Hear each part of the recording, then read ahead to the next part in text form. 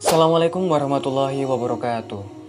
Sahabat beriman, dalam sejarah pandangan Islam tentang pentingnya ilmu tumbuh bersamaan dengan munculnya Islam itu sendiri.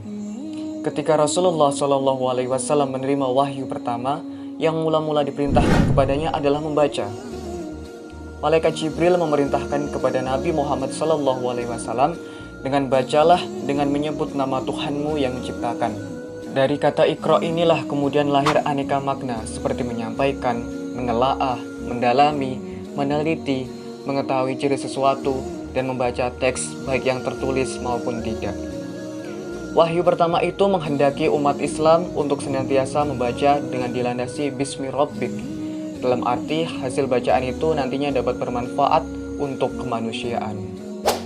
Selanjutnya dalam ayat yang lain yang menyatakan, katakanlah, apakah sama orang-orang yang mengetahui dengan orang-orang yang tidak mengetahui?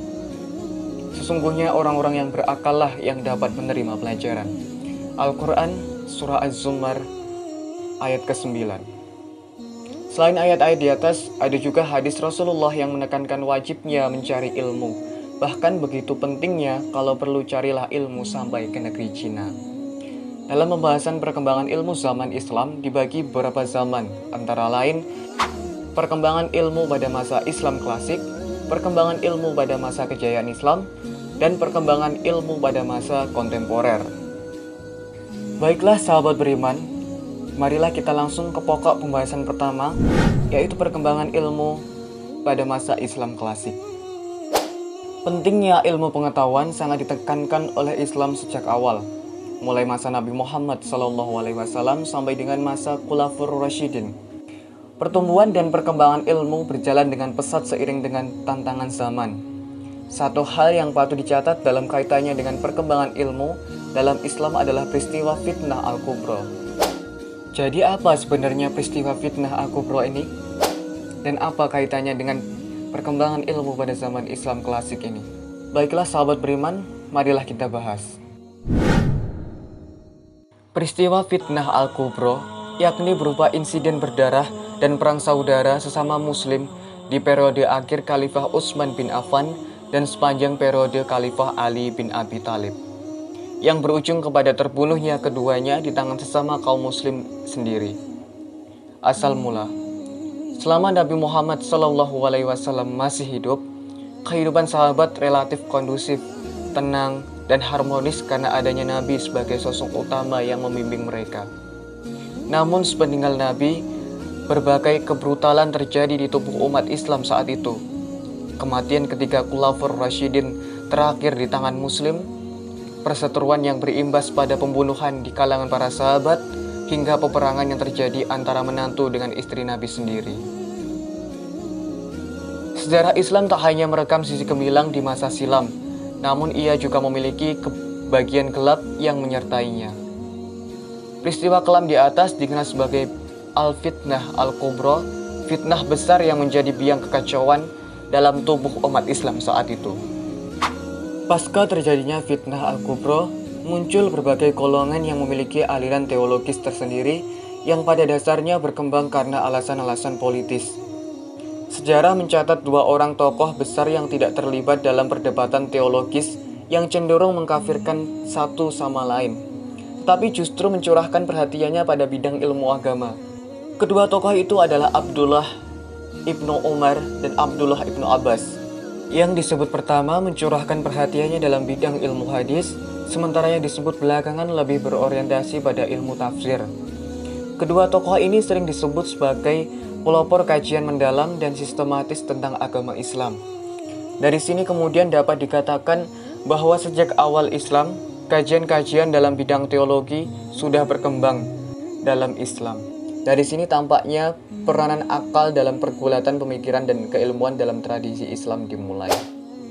Yang kedua adalah perkembangan ilmu pada masa kejayaan Islam. Pada masa kejayaan kekuasaan Islam, khususnya pada masa pemerintahan dinasti Umayyah dan dinasti Abbasiyah, ilmu berkembang sangat pesat dan maju. Kemajuan ini membawa Islam pada masa keemasannya, di mana pada saat yang sama, wilayah-wilayah yang jauh di luar kekuasaan Islam masih berada pada masa kegelapan peradaban.